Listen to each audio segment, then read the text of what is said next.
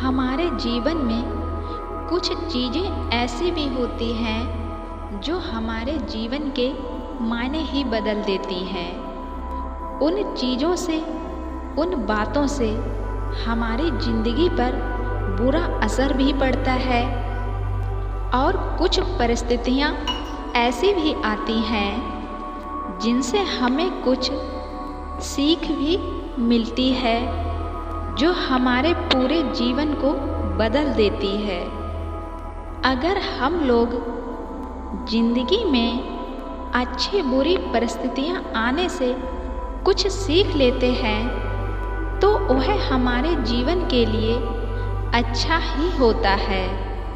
ऐसी ही एक कहानी मैं आप लोगों को सुनाने जा रही हूँ, जिसे सुनकर शायद आपका पूरा जीवन ही बदल जाए। सीख ऐसी जो जिंदगी बदल दे। कहानी को शुरू करने से पहले प्लीज़ मेरे चैनल को सब्सक्राइब ज़रूर कर लेना, साथ ही बेल आइकन को भी ज़रूर प्रेस करें, जो ऐसी ही मोटिवेशनल कहानी मैं आप लोगों तक पहुंचाती रहूं। और वीडियो को लाइक शेयर भी करें, जिससे दूसरे लोग भी ऐसी ही अच्छी कहानी सुनते रहें। एक राजा था जिसका नाम धनी राम था। उनके जीवन में सभी सुख थे, राज्य का कामकाज भी ऐसो आराम से चल रहे थे। राजा के नैतिक गुणों के कारण उसके राज्य की प्रजा भी बहुत खुश थी, और जिस राज्य में प्रजा खुश रहती है वहाँ की आर्थिक व्यवस्था भी अच्छी होती है। इस प्रकार हर क्षेत्र में राज्य का प्रभाव अच्छा था। इतने सुख होने के बाद भी राजा दुखी था, क्योंकि उसकी कोई संतान नहीं थी।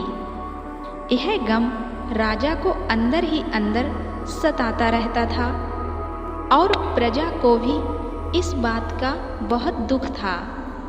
कई वर्षों बाद राजा की ये मुराद पूरी हो गई और उसे एक पुत्र की प्राप्ति हुई। पूरे नगर में कई दिनों तक जश्न मनाया गया। सभी को राजमहल में दावत दी गई। राजा की इस खुशी में वहाँ की प्रजा भी झूम रही थी। समय निकलता जा रहा था। राजकुमार का नाम किशोर रखा गया। पूजा पाठ एवं इंतजार के बाद राजा को संतान प्राप्त हुई थी, इसलिए उसे बड़े लाड़ प्यार से रखा जाता था। लेकिन अधिकता किसी बात की अच्छी नहीं होती। अधिक लाड़ प्यार ने किशोर को बहुत बिगाड़ दिया था।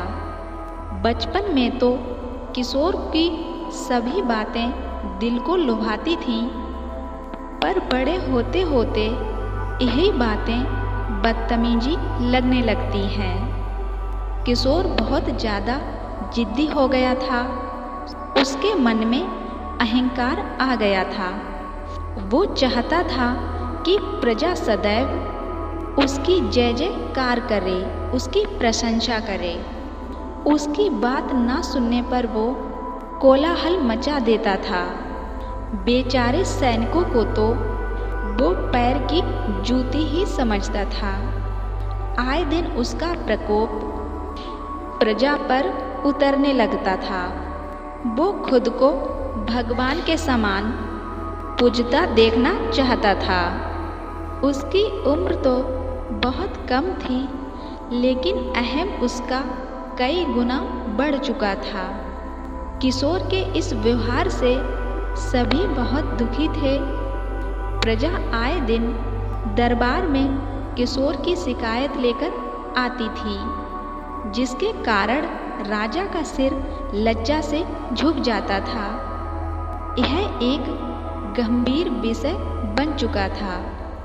एक दिन राजा ने सभी खास दरबारियों एवं मंत्रियों की सभा बुलाई और उनसे अपने दिल की बात कही।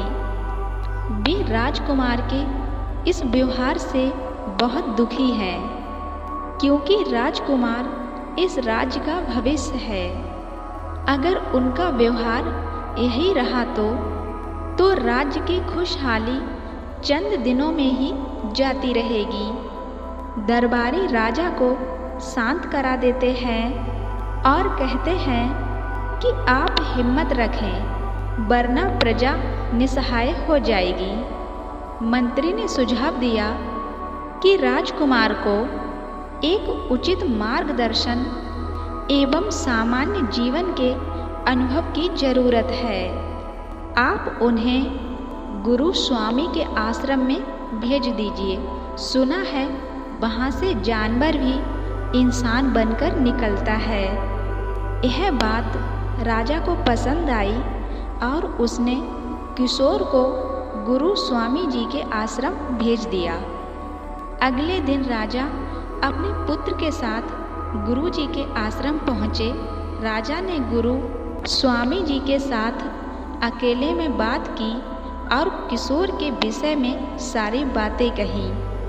गुरु जी ने राजा को आश्वस्त किया कि वे अब अपने पुत्र से मिलेंगे, तब उन्हें गर्व महसूस होगा।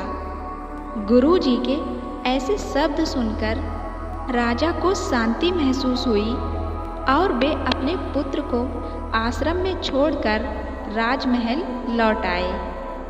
अगले दिन सुबह गुरु के खास चेले द्वारा किशोर को भिक्षा मांगकर खाने को कहा गया, जिसे सुनकर किशोर ने साफ इनकार कर दिया। चेले ने उसे कह दिया कि अगर पेट भरना है तो भिक्षा मांगनी होगी और भिक्षा का समय शाम तक ही है, वरना भूखा रहना पड़ेगा। किशोर ने अपनी अकड़ में चेले की बात नहीं मानी और शाम होते होते उसे भूख लगने लगी, लेकिन उसे खाने को नहीं मिला। दूसरे दिन उसने भिक्षा मांगना शुरू किया। शुरुआत में उसके बोल के कारण उसे कोई भिक्षा नहीं देता था, लेकिन आश्रम में सभी के साथ बैठने पर उसे आधा पेट भोजन मिल जाता था। धीरे धीरे उसे मीठे बोल का महत्व समझ आने लगा और करीब 1 महीने बाद किशोर को भरपेट भोजन मिला, जिसके बाद उसके व्यवहार में बहुत से परिवर्तन आए। इसी तरह आश्रम के सभी नियमों ने राजकुमार में बहुत से परिवर्तन किए, जिसे गुरु स्वामी जी भी समझ रहे थे। एक दिन स्वामी जी ने किशोर को अपने साथ सुबह सवेरे सैर पर चलने को कहा। दोनों सैर पर निकल गए। रास्ते भर बहुत बातें की।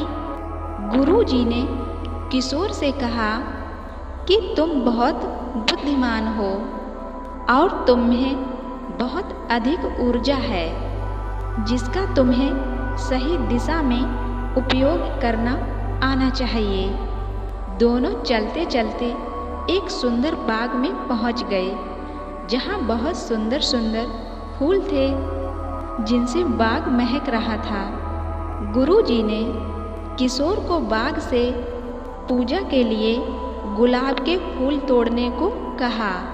किशोर झट से सुंदर सुंदर गुलाब तोड़ लाया और अपने गुरु के सामने रख दिए। अब गुरु जी ने उसे नीम के पत्ते तोड़ लाने को कहा। किशोर वो भी ले आया। अब गुरु जी ने उसे एक गुलाब सूंघने दिया और कहा, बताओ कैसा लगता है। किशोर ने गुलाब सूंघा और गुलाब की बहुत तारीफ की। फिर गुरु जी ने उसे नीम के पत्ते चख कर उसके बारे में कहने को कहा। जैसे ही किशोर ने नीम के पत्ते खाए, उसका मुंह कड़वा हो गया और उसने उसकी निंदा की और तुरंत पीने का पानी ढूंढने लगा। किशोर की यह दशा देखकर गुरुजी मुस्करा रहे थे। पानी पीने के बाद किशोर को राहत मिली। फिर उसने गुरुजी से हंसने का कारण पूछा तब गुरुजी ने उससे कहा कि जब तुमने गुलाब का फूल सूंघा तो तुम्हें उसकी खुशबू बहुत अच्छी लगी और तुमने उसकी तारीफ की, लेकिन जब तुमने नीम की पत्तियां खाईं तो तुम्हें वो कड़वी लगी और तुमने उसे थूक दिया और उसकी निंदा की।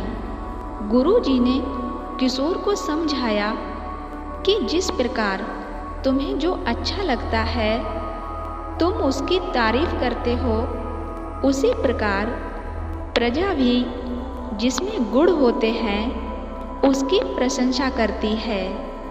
अगर तुम उनके साथ गलत व्यवहार करोगे और उनसे प्रशंसा की उम्मीद करोगे तो वे यह कभी दिल से नहीं कर पाएंगे। इस प्रकार जहाँ गुण होते हैं वहाँ प्रशंसा होती है। तभी किशोर को सभी बातें विस्तार से समझ आ जाती हैं और वो अपने महल लौट जाता है। किशोर में बहुत बदलाव आ जाता है और बाद में वो एक सफल राजा बनता है। गुरुजी की सीख ने किशोर का पूरा जीवन ही बदल दिया था।